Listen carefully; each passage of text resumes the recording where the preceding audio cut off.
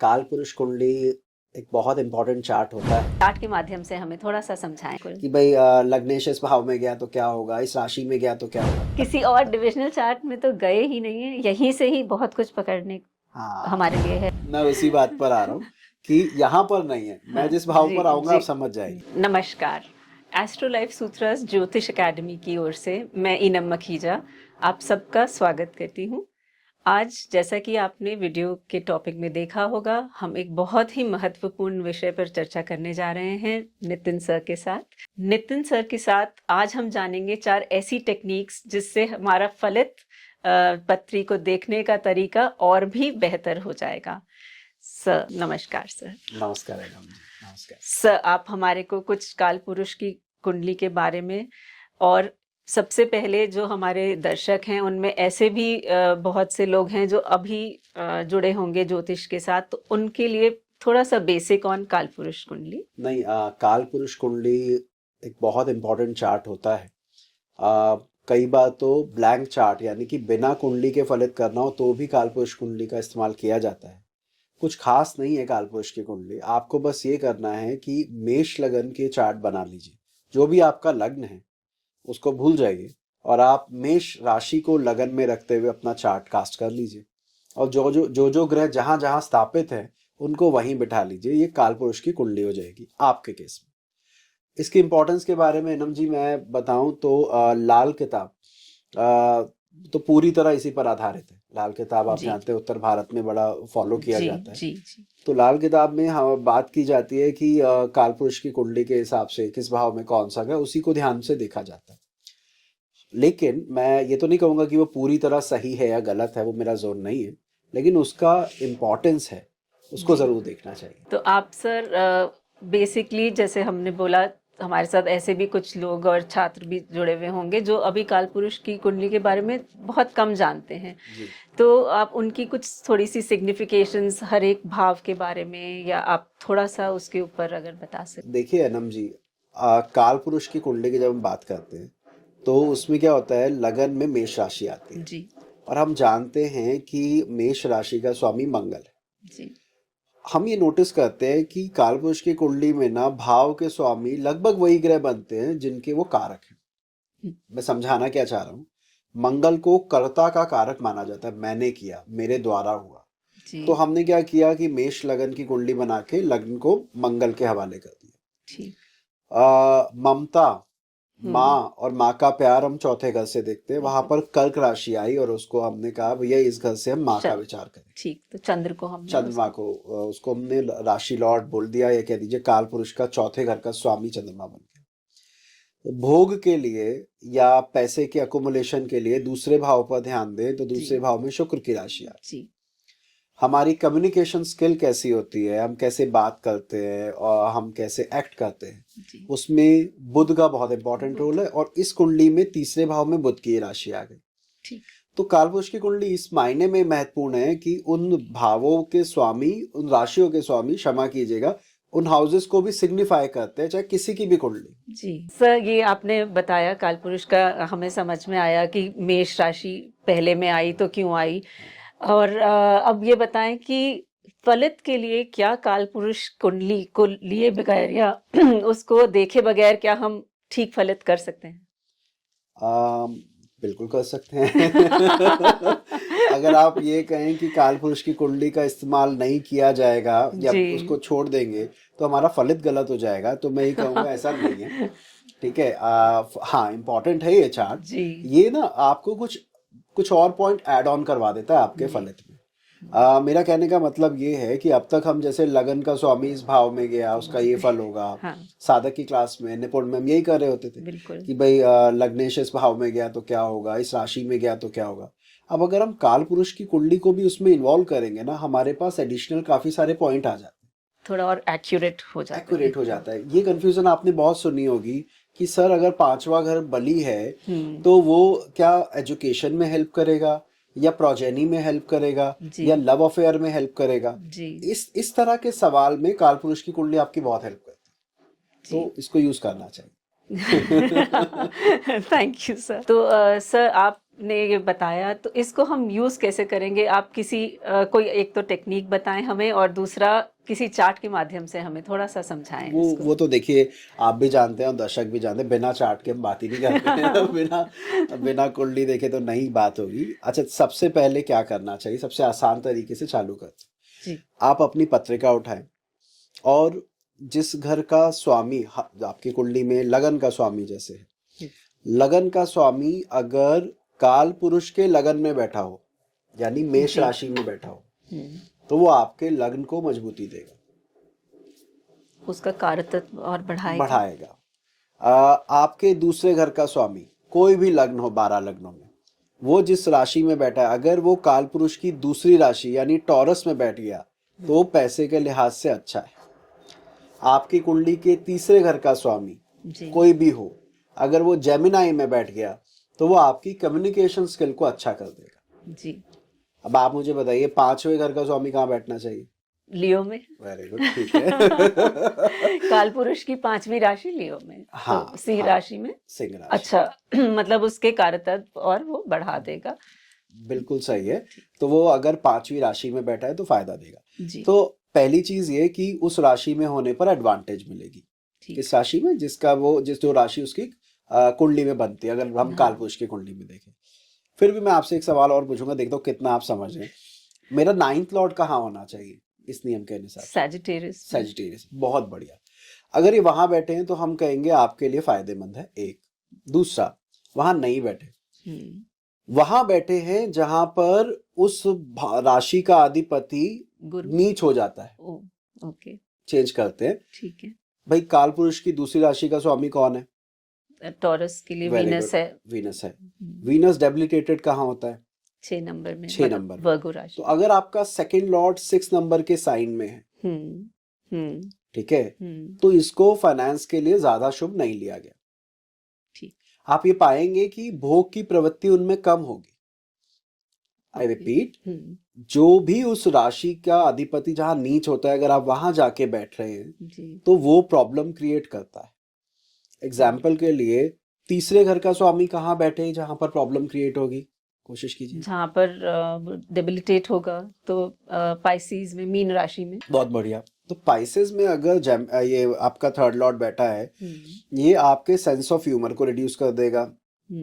आप बहुत ही मैच्योर, कम बोलने वाले, सटीक बात करने वाले बन जाएंगे। अच्छा, और मैंने क्या देखा है, इन लोगों को क्या आदत होती है, लाइन बोलने के बाद जैसे होता है ना, मेरा मतलब ये है कि, you know what I am trying to say is, मतलब आप ऐसे शब्द यूज करते हैं कि दिखाते हैं कि मैंने बोल दिया, उसके बाद दोबारा समझाने की कोशिश करते हैं कि कहीं मेरी बात नहीं पहुंची हो तो ऐसे पहुंचानी है। जी। तो मीन राशि में अगर चला जाएगा तो ये हो जाता है। तो आपने, अच्छा, इसका उल्टा भी होगा, जहां पर उस राशि का अधिपति उच्च का होता है, आप वहां भी बैठ सकते हैं, पॉसिबिलिटी है। अगर आप वहां बैठे हैं तो ये उस भाव के कारकत्व की वृद्धि कर देगा। ठीक। अब आप बताइए धनेश को कहाँ बैठा है? जी सर, सो इस केस में तो हमें वीनस चाहिए पाइसेस में, तो हाँ, मतलब सेकंड लॉर्ड चाहिए सेकंड, हाँ, जो आप, क्योंकि दूसरे भाव का काल पुरुष की राशि जो टॉरस आती है, उसका स्वामी मीन में उच्च का, तो हमें सेकंड लॉर्ड पाइसेस में हो तो हमारे चार्ट के लिए बेहतर है, फायदेमंद होगा फॉर फाइनेंस। ठीक है जी। अच्छा, इसी तरह मुझे बताइए थर्ड लॉर्ड किस साइन में होना चाहिए? थर्ड लॉर्ड हमारा जेमिनाई में। ओके, जेमिनाई में तो अपनी साइन का हो गया। पर मरकरी उच्च के लिए तो हमें 6 वर्गों में चाहिए। बहुत बढ़िया। सो अगर मेरा थर्ड लॉर्ड वर्गों में है तो मैं कहूंगा कि मेरी कम्युनिकेशन स्किल अच्छी होने के योग बनाता है जी, राइट। तो बस यही है, सिंपल सा। आपने देखना है कि हर भाव का अधिपति या तो काल पुरुष की उसी राशि में चला जाए जहां का वो स्वामी है जी, या फिर वो काल पुरुष की राशि स्वामी की उच्च राशि में चला जाए जी, वो अच्छा है। अगर नीच में जाता है तो ये थोड़ा उसमें कमी लाता है। तो पहली टेक्निक तो ये है, उस भाव के कारतत्व की कमी हो जाएगी अगर डेबिलिटेट हो गया। सर समझ तो आ गया, लेकिन एग्जाम्पल चार्ट के साथ थोड़ी और क्लैरिटी आ जाएगी, प्लीज उसके साथ डिस्कस करते हैं। तो एक चार्ट जो अभी स्क्रीन पर आप देख पा रहे हैं जी, इस पर फोकस कीजिएगा। ये कुंडली लिब्रा असेंडेंट है जी। इस कुंडली में पहले सेकंड से स्टार्ट करते हैं। हालांकि जिस भाव के बारे में मुझे बात करनी है वो आएगा, लेकिन मैं पहले ये देखना चाह रहा हूँ कि सभी दर्शकों को और हम सबको समझ में आए जी। दूसरे घर में राशि लिखी है वृश्चिक जी। अगर सेकंड लॉर्ड टॉरस में जाता तो फाइनेंस के लिए बहुत अच्छा होता। जी। सेकंड लॉर्ड पाइसेस में जाता तो भी हम उसको शुभ लेते। यहाँ पर सेकंड लॉर्ड कैंसर में गया है, खुद डेबिलिटेटेड है, लेकिन फिर भी हम उस पर अभी डिस्कशन नहीं करते, वो प्रिंसिपल नहीं लगा। ठीक। इसी तरह अगर आप इस कुंडली में फोर्थ लॉर्ड को देखें, फोर्थ लॉर्ड अगर कैंसर में होता तो बहुत अच्छा था। फोर्थ लॉर्ड अगर टॉरस में होता तो अच्छा था, क्योंकि वहां चंद्रमा उच्च का हो जाता है, राइट? सर नहीं, नहीं है ना यहाँ पर, मैं भी कह रहा हूँ नहीं है, नीच मैं बस ये नीच बता का हो रहा हूँ। जाएगा।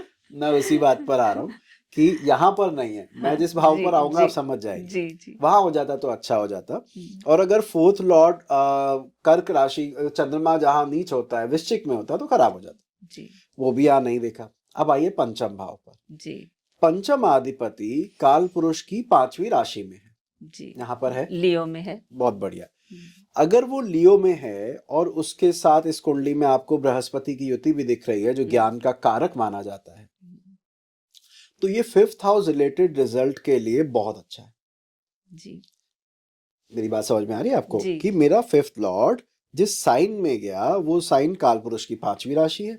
जी। हालांकि यहाँ पर वो आपको जानते ही हैं कि शनि जो है वो सिंह राशि में कमजोर बहुत, माना जाता है, हाँ, बहुत बली नहीं है। बली नहीं है, मैं इस बात को इग्नोर नहीं करूंगा, लेकिन उसकी गुरु के साथ युति और कालपुरुष की 5वीं राशि में बैठना ये दिखाता है कि जातक को बुद्धिमान होना चाहिए। जी level of intelligence, 5th house की सिग्निफिकेशन काफी अच्छी होनी चाहिए। जी।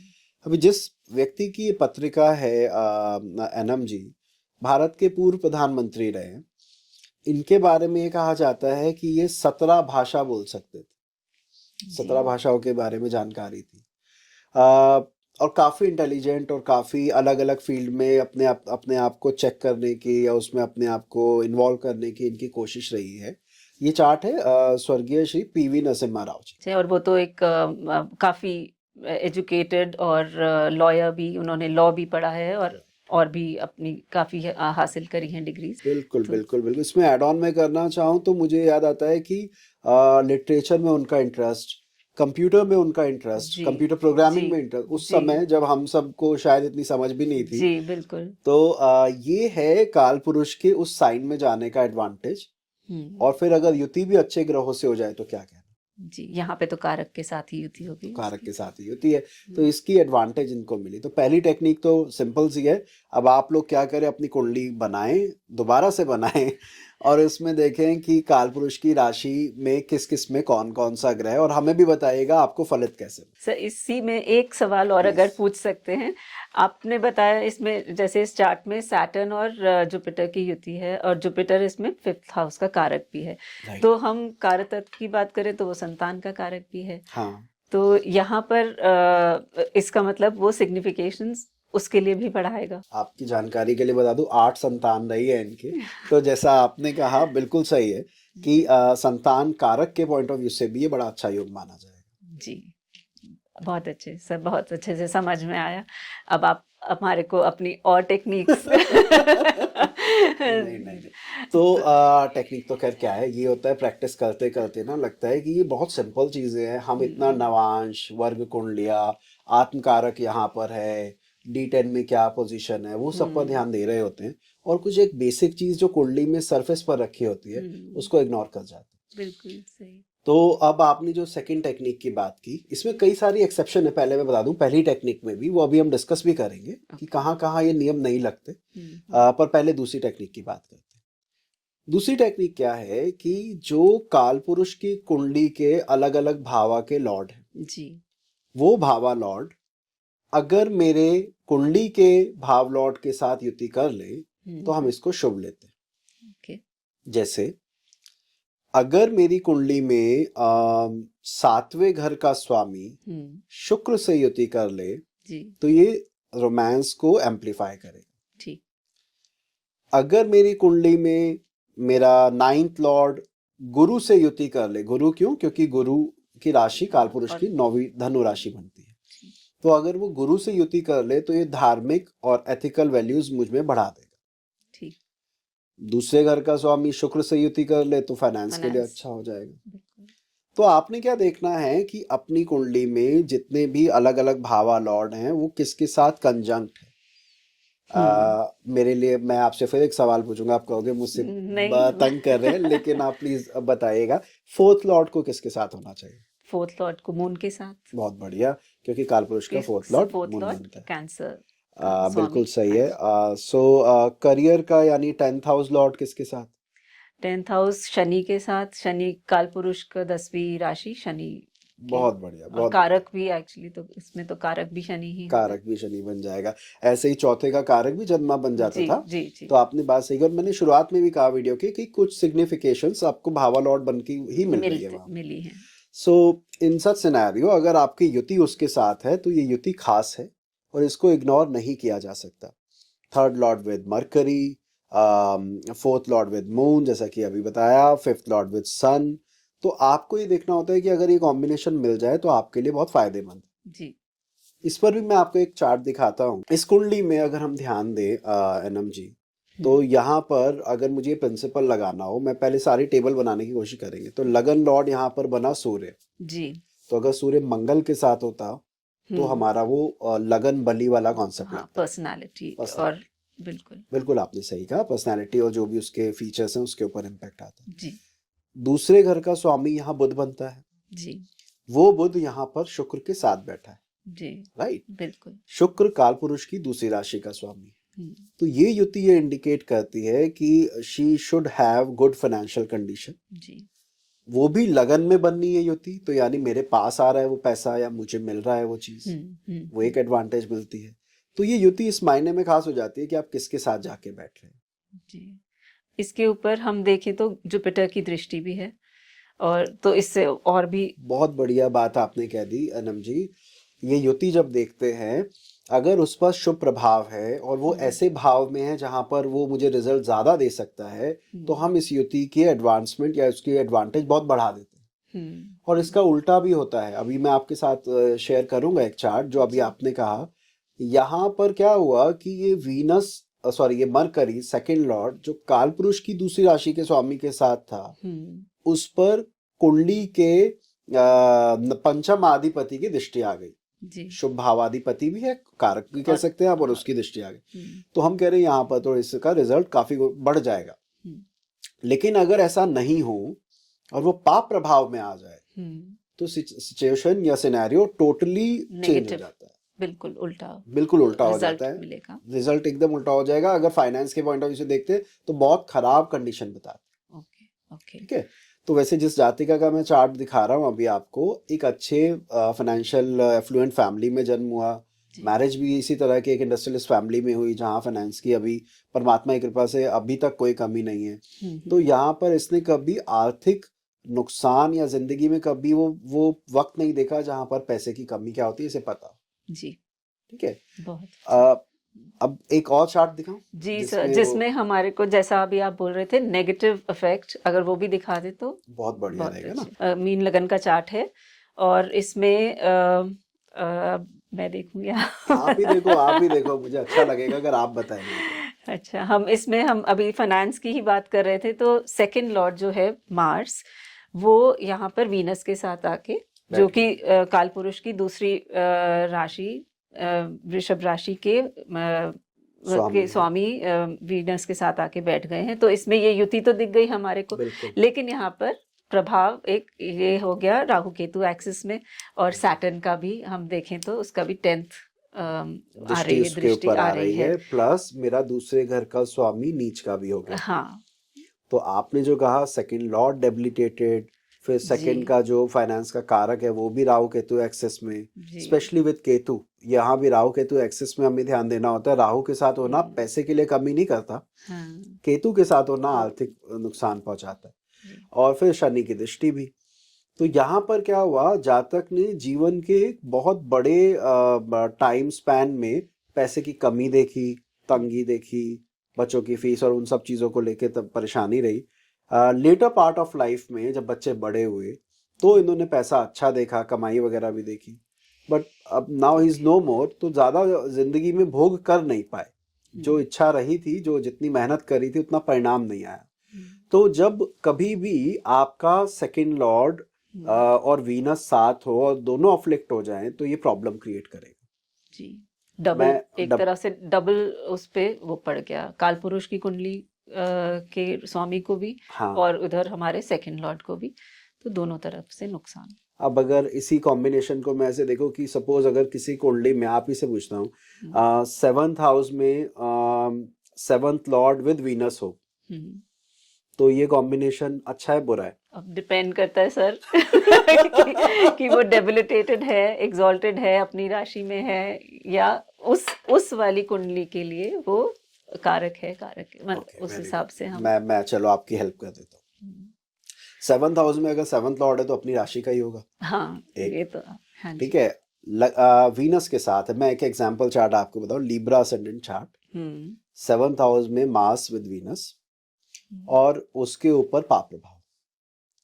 अब हुआ क्या, क्योंकि वीनस और मार्स की युति थी और 7th लॉर्ड मार्स था, काल पुरुष की सप्तम से युति थी, तो पार्टनर तो बहुत मिले, बहुत सुंदर भी मिले और अलग अलग तरह के रहे, लेकिन उन्हीं पार्टनर्स ने केसेस करके और इस तरह की परेशानी की, मतलब उसको बहुत मेंटली स्ट्रेस रहा ड्यू टू 7th हाउस। ये चार्ट है चार्ली चैपलिन जी का। तो जो फेमस चार्ट चार्ली चैपलिन जी का है उसमें क्या है कि लिब्रा असेंडेंट 7th हाउस में वीनस मार्स युति, तो उनकी शायद पांच या 6 मैरिजेस हुई हैं और उसमें भी केसेस होना और उसमें बच्चे के लिए क्लेम करना वो सब रहा है, अफेयर्स बहुत रहे।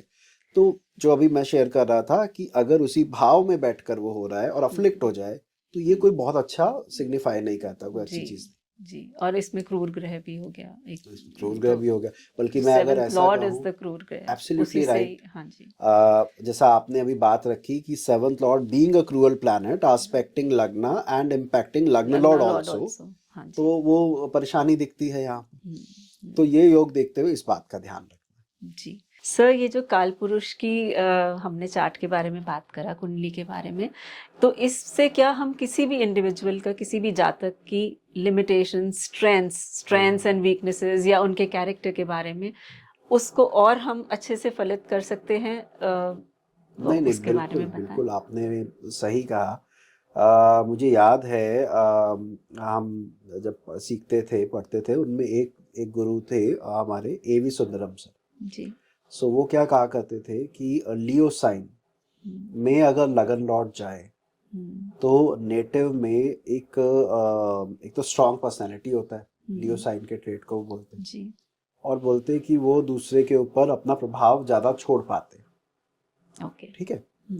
तो जब आप कहते हैं कि क्या वीकनेसेस एंड स्ट्रेंथ पता लग सकती है, suppose if someone is having लग्न लॉर्ड इन कैप्रिकॉर्न, मकर में बैठा, जी। तो मैं कहूंगा कर्म क्षेत्र में उन्नति कारक है, ये इसके लिए बहुत फायदेमंद है। 2 कारणों से। पहला, लग्नेश, कालपुरुष का लग्नेश मकर में उच्च का होता है, जो थोड़ी देर पहले हमने डिस्कस किया। जी। आप एक तो उस राशि में बैठे हो, ऊपर से मकर में बैठे हो, मकर मतलब जो काम को, कार्य क्षेत्र को दिखाते हैं, जी। तो आप प्रोफेशनल फ्रंट पर अच्छे होंगे, पर डोमेस्टिक लाइफ के पॉइंट ऑफ व्यू से देखा जाए तो ये बहुत अच्छा कॉम्बिनेशन नहीं है। इसी प्रकार अगर किसी बिटिया का, लड़की का लगन लॉर्ड कैंसर साइन में है, तो हम कहेंगे डोमेस्टिक लाइफ के लिए तो ये अच्छा है, क्योंकि आपका रुझान उस तरफ है, ये सब है, सेंसिटिव है आप, क्योंकि काल पुरुष की चौथी राशि में गए। पर प्रोफेशनल फ्रंट पर यही आपके ट्रेट आपके लिए रिस्ट्रिक्शन क्रिएट करेंगे, आपको दिक्कत आएगी जी। तो आपने जो कहा, लग्नेश के डिफरेंट साइन में जाने पर हमें ये पता लगता है कि इस नेटिव का टिल्ट क्या है जी। उस भाव का क्या इंपॉर्टेंस है, और फिर हम सेकंड पार्ट पर जाते हैं, जैसे मैंने कहा कि उसके ऑपोजिट जो पड़ता है जी, वहां पर उसका क्या होने वाला जी। इसको अगर मैं एक एग्जाम्पल चार्ट से बनाऊं तो एक एग्जाम्पल चार्ट मुझे याद आ रहा है, मैं आपके साथ शेयर करता हूं। देखिए इस चार्ट पर ध्यान दीजिएगा जो स्क्रीन पर है अभी, इसमें 6 नंबर का लग्न आया, कन्या लग्न आया जी।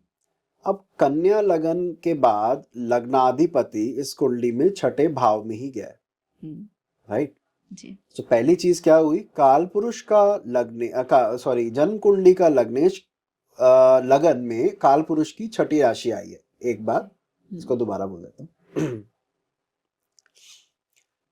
इस पत्रिका को अगर हम ध्यान से देखें जो अभी स्क्रीन पर आ रही है, काल पुरुष की 6ठी राशि लगन में आई जी, ठीक है जी।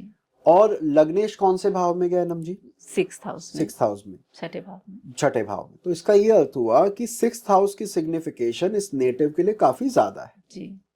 ठीक है। मैं इसको अभी इस चार्ट पर आगे बढ़ूं से पहले इस तरह समझाता हूं कि अगर मेरा धनु लगन है और लगन लॉर्ड 9th में है तो ये बहुत अच्छा कॉम्बिनेशन है लक फैक्टर के लिए। मेरा लगन टॉरस है और लगन लॉर्ड दूसरे भाव में है जेमिनाई में, ये बहुत अच्छा कॉम्बिनेशन है मेरे लिए। मेरे टिल्ट को दिखाता है कि मैं लाइफ से चाहता क्या हूँ। अब अगर ये कुंडली मेरे पास आती है जहां पर कन्या लगन है और लग्नेश छठे में गया है तो मैं कहूंगा स्ट्रगल है। उपचय भाव हो गया एक, तो उपचय भाव हो गया, वैसे भी उपचय काल पुरुष कुंडली का उपचय भाव हो गया और लग्नेश गया भी उपचय भाव में ही। ये दोनों पॉइंट ये इंडिकेट करते हैं अनम जी की लाइफ में स्ट्रगल के बाद अचीवमेंट है आपने, अगर हम उसे उपचय की तरह ट्रीट कर रहे हैं तो जी। लेकिन मैं यहाँ पर उपचय ऐसा भी हो सकता था कि लगन जेमिनाई होता और लगन लॉर्ड 3rd हाउस में लियो में होता तो भी आपकी यही बात होती कि उपचय भाव में भी गया। मेरा फोकस यहाँ पर 6th हाउस पर ज्यादा है। अब बाकी उपचय भाव को छोड़कर मैं छठे को पकड़ रहा हूँ क्योंकि छठी राशि लगन में और लग्नेश छठे भाव में। अगर ये कंडीशन है तो मैं जातक को कहता कि आपकी लाइफ में स्ट्रगल है, इलनेस का इंडिकेशन है, बीमारी वगैरह तंग कर सकती है और उसके बाद आप लाइफ में कुछ कर सके। छठा भाव काफी कोर रहे, रोग रिपू तीनों की जो बात करते हैं 6th हाउस से काल पुरुष की छठी राशि से रिलेटेड, तो वो इनके में और ज्यादा बढ़ी हुई दिखेगी। एब्सोल्युटली। अच्छा मुझे ये भी बताइएगा कि इस कुंडली में 6th लॉर्ड कौन है? शनि। शनि, क्या वो यहाँ पर लगन से कोई कनेक्शन बना रहे? शनि और शनि भी 6th हाउस को देख रहे हैं, अपने घर को देख रहे हैं और लग्नेश को। अच्छा, और लगन को लग्नेश दोनों को। अब आपने बात कही, आपने कहा इस कुंडली में छठे भाव का स्वामी लगन और लग्नेश को देख रहा है, काल पुरुष की छठी राशि लगन में आ रही है, लग्नेश छठे भाव में जा रहा है, ये सारे इंडिकेशन है कि इसकी इस लाइफ में स्ट्रगल जरूर जरूर रहेगा। अब जिस जातक की ये कुंडली है उसके बारे में बताता हूँ। बचपन में काफी बीमार रहे, ये एक यूएस प्रेसिडेंट का चार्ट है, मैकिनले नाम है उनका, विलियम मैकिनले। सो उनके चार्ट में अगर हम देखते हैं तो इल हेल्थ उनके लिए आती है, पॉवर्टी उनके लिए आती है, he was a lawyer at that time, तो फिर वो छठा घर आता है और वॉर और स्ट्रगल वो सब तो चलो उस समय चलता ही रहता था जिस समय का ये चार्ट है, वो भी इन्होंने बहुत फेस किया। इतना ही नहीं, इनकी डेथ भी जो थी वो असैसिनेशन के थ्रू हुई, मतलब नेचुरल डेथ नहीं थी। तो ये जो छठा भाव है ना, संघर्ष, एफर्ट, फाइट, रोग रिपू ऋण, अभी आपने कहा, तो लॉयर होना और ऊपर शत्रुओं के द्वारा मृत्यु को प्राप्त होना या मतलब जो भी इनके साथ हुआ, ये सारी चीजें 6th हाउस की इंपॉर्टेंस इस कुंडली में बता रही है जी। तो यहाँ पर एक एडवांटेज थी इनके पास, इनका लग्नेश छठे भाव में है ना एनम जी, आपने मुझे बताया जी। अब मुझे बताइए कि वो राशि लग्नेश की मित्र राशि है या शत्रु राशि? अपनी मित्र की राशि में है। Very good.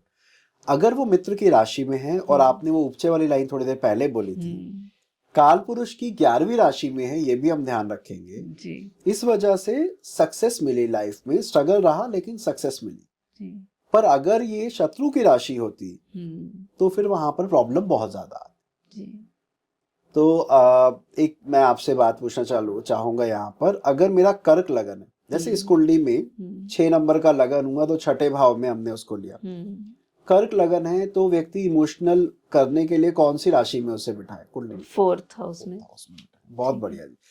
तो हर लगन में ये कहा जाता है कि लग्नेश शनि अगर मानो कुंभ लगन है किसी का तो लग्नेश धनु राशि यानी वहां से 11वें होना, 11 नंबर का लगन अपने से 11वें होना, गुरु की उस पर दृष्टि होना, ये बताता है कि आपका जो लाइफ का ओरिएंटेशन है वो लाभ है, कीर्ति है, लोगों के बीच पहचान बनाना है, वो बना रहेगा जी। इस तरह आप वीकनेसेस भी देख सकती हैं और स्ट्रॉन्ग पॉइंट भी देख सकती हैं जी। ये तो ऐसा लग रहा है सुन के पूरा कि हम अभी तो हम D9 और किसी और डिविजनल चार्ट में तो गए ही नहीं है, यहीं से ही बहुत कुछ पकड़ने हमारे लिए है और पकड़ सकते हैं। तो वही जैसे आपने बोला एक एक छोटा छोटा और एक्यूरेट हो जाती हैं हमारी प्रेडिक्शंस। मैं आपको बताऊं अनम जी, आपने जो बात छेड़ी काफी लोगों से सीखने का मौका मिला। कुछ लोग थे जो ये वर्ग कुंडली पे बहुत ध्यान देते थे। एक हमारे सर हुआ करते थे वशिष्ठ सर, जयनारायण वशिष्ठ, वो हमसे बोलते थे कि D9 देख लिया, D10 देख लिया, वो कहते पहले तुम्हें कुंडली तो देखनी आई नहीं, तुम इतने अंदर अंदर कहाँ जा रहे हो। तो वो हमेशा इस तरह के विचार को रखते थे कि आपके पास चार्ट में बहुत कुछ है देखने को, उस पर ध्यान देना चाहिए। सर आपने हमें जो टेक्निक्स बताई काफ़ी इससे समझ में आया, और समझ आया कि कैसे एक चार्ट D1 चार्ट से ही हम लोग बहुत कुछ निकाल सकते हैं और समझ सकते हैं। पर ऐसा कुछ भी है क्या कि इसकी कोई हमें लिमिटेशंस या कुछ ध्यान में रखना है जो आप हमें जिससे साझा कर सकते हैं? देखिए, एक्सेप्शन हर प्रिंसिपल की होती है और हमें ध्यान से उसे देखना चाहिए, हमें पता होना चाहिए। नियम तो बहुत सुनने में अच्छा लग रहा है, लग भी जाता है, कहाँ कहाँ नहीं लगता, अब उसकी बात करते हैं। एक एग्जाम्पल चार्ट से समझाता हूँ। मान लीजिए मेरा कुंभ लग्न है जी, तो मेरी कुंडली में सप्तम का स्वामी कौन होगा? सूर्य हुआ। सूर्य हुआ, ठीक है। अब अगर ये सूर्य काल पुरुष की 7वीं राशि में जाए तो किस साइन में जाएगा? 7 लिब्रा में चला गया, और वहां जाके तो वो डेबिलिटेट हो गया। बहुत बढ़िया।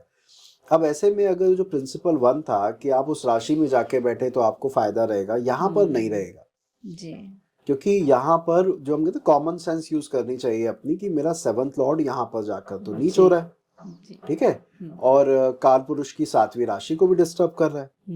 इस वजह से जहां पर प्लैनेट डेबिलिटेटेड हो रहा है वहां पर आपको ध्यान रखना है कि नहीं लगाना ये। इसी प्रकार जो कंजंक्शन की हमने बात की थी, कई बार क्या होता है कि भावा लॉर्ड की कंजंक्शन, जैसे अगर हम एक एग्जांपल से ही समझते हैं, लगन लेते हैं तुला, तुला लगन में 5th लॉर्ड कौन होगा? फिर से कुंभ राशि आई, ठीक है, कुंभ राशि आई, यानी कि शनि हुआ। अब अगर शनि मेष राशि में सूर्य के साथ 7th हाउस में हुआ तो यहाँ पर वो काल पुरुष के 5वें भाव के स्वामी के साथ हुआ जी। वो उच्च का है, आप नीच के हैं, खुद नीच का है, ठीक है। ऐसी स्थिति में भी ये नियम नहीं लगेगा कि भाई अरे वो तो विद्वान होना चाहिए, ज्ञानवान होना चाहिए, जो हमने कंजंक्शन पर बात की थी जी। यहाँ पर हम वो नहीं लगाएंगे। तो मैं ये नहीं कहूंगा ये एक्सेप्शन है, मतलब ये छोड़ने वाला, ये एक्सटेंशन है एक तरह का, कि आप इन नियम को लगाते वक्त इन बातों को ध्यान रखें जी। इस केस में हम ऐसा भी, कहाँ पे वो फ्रेंडली साइन में है, कहाँ पर एनिमिकल साइन में है, ये वाली बात भी कहीं से उभर के बिल्कुल आएगी, बिल्कुल आएगी। अगर आपका 2nd लॉर्ड मरकरी है और फिर वो वीनस के साथ है तो बहुत फायदा रहेगा। लेकिन अगर आपका 2nd लॉर्ड सपोज सूर्य है, कैंसर असेंडेंट है, और फिर वो वीनस के साथ है तो उतना अच्छा नहीं रहेगा। तो यहाँ पर इसको ध्यान रखें। तो अब आपने हमें 3 टेक्निक्स बताई, अब हम नेक्स्ट टेक्निक आप बताएं। राइट। देखिए, चौथी टेक्निक के बारे में बात करने से पहले मैं बताऊं, सबसे डिफिकल्ट अगर ज्योतिष में कुछ चीजें हैं, उनमें से एक है करियर एस्ट्रोलॉजी, किसी के करियर के बारे में बताना कि स्पेशली वो किस फील्ड में जाएगा, और सेकंड है मेडिकल एस्ट्रोलॉजी, जहां पर आप बॉडी के उस पार्ट को बता पाए। ये तो बता सकते हैं कि आप रोगी रहेंगे, रोगी नहीं रहेंगे, लेकिन शरीर के किस अंग में परेशानी आ सकती है वो बताने में काफी डिफिकल्टी होती है। मैंने देखा है, मुझे आई थी अपने टाइम जी। सो अब उसको देखने के लिए क्या कर सकते हैं? तो बहुत आसान है। वहां पर मेडिकल एस्ट्रोलॉजी में कालपुरुष की कुंडली का प्रयोग नितांत आवश्यक है। अभी तक आपने, जब शुरुआत हुआ था इस सेशन का, आपने मुझसे पूछा था सर क्या इसके बिना फलित किया जा सकता है? मैंने कहा था बिल्कुल किया जा सकता है। लेकिन अगर आप मुझसे पूछे क्या मेडिकल एस्ट्रोलॉजी बिना कालपुरुष कुंडली के की जा सकती है, तो बिल्कुल नहीं की जा सकती। You need to focus on कालपुरुष की कुंडली। अब करना क्या है? करना ये है कि अगर आपकी पत्रिका में कोई ग्रह, मान लीजिए 5वें भाव में बैठा है और क्रूर ग्रह है, ठीक है, और वहां बैठकर वो आपकी 5वीं राशि को भी देख ले, लियो को भी देख ले जी, तो ये इंडिकेट कर रहा है कि स्टमक अपसेट या जो एब्डोमेन एरिया है उसको लेकर परेशानी आने के योग बढ़ गए। ठीक। आई रिमेम्बर एक केस आपको बताता हूँ, नॉर्थ दिल्ली की बात है। वहां पर एक चार्ट मेरे पास आया जहां पर 2nd हाउस में काफी अफ्लिक्शन थी, बहुत सारे पापी ग्रह, और वही पापी ग्रह में से शनि की दृष्टि टॉरस साइन पर भी थी, 2 नंबर की राशि पर भी थी। वो भी अफ्लिक्टेड था साइन, उसमें भी पापी ग्रह थे। तो मैंने उनसे कहा कि आपकी आंखों से संबंधित कोई परेशानी दिखती है। तो आप यकीन मानिएगा उसने क्या किया, वो बंदा सही बैठा था जैसे अभी हम बात कर रहे हैं, उसने अपना चश्मा उतारा और अपनी आंख निकाल के मेरे हाथ में रख दी उसने बताया कि सर ये मेरी आंख नकली है और ये दिक्कत आ गई थी, किसी एक्सीडेंट में इसमें इस तरह का इशू आया। तो जबकि वो जितनी देर मुझसे बात हुई मुझे कोई आइडिया पता नहीं था नहीं कि इस चला। तरह की चीज है। तो वो एक ऐसे एक्सपीरियंस होते हैं ना जो आप जिंदगी में कभी नहीं भूलते। तो वहां पर मुझे ये समझ में आया कि जब भी कालपुरुष की राशि को पीड़ित करने वाला ग्रह उस भाव को भी पीड़ित कर रहा हो तो आपको स्पेशल ध्यान देना होता है उस ऑर्गन का, वहां परेशानी आ सकती है। ठीक है। तो मेडिकल एस्ट्रोलॉजी के नियम के अनुसार अगर 7th हाउस में कोई क्रूर ग्रह है और वो 7वीं राशि को भी अफ्लिक्ट कर रहा है तो ये प्रॉब्लम दिखा रहा है आपके यूरिनरी सिस्टम में, रिप्रोडक्टिव हेल्थ में। आप ऐसे इसको देख सकते हैं। नेक्स्ट हम सर ये तो हो गया हमारा, इसके अलावा क्या काल पुरुष की कुंडली हमारे को ट्रांजिट्स के टाइम पे बहुत बढ़िया बात आपने कही है। ट्रांजिट में कैसे हम उसको यूज करना चाहिए काल पुरुष की कुंडली को?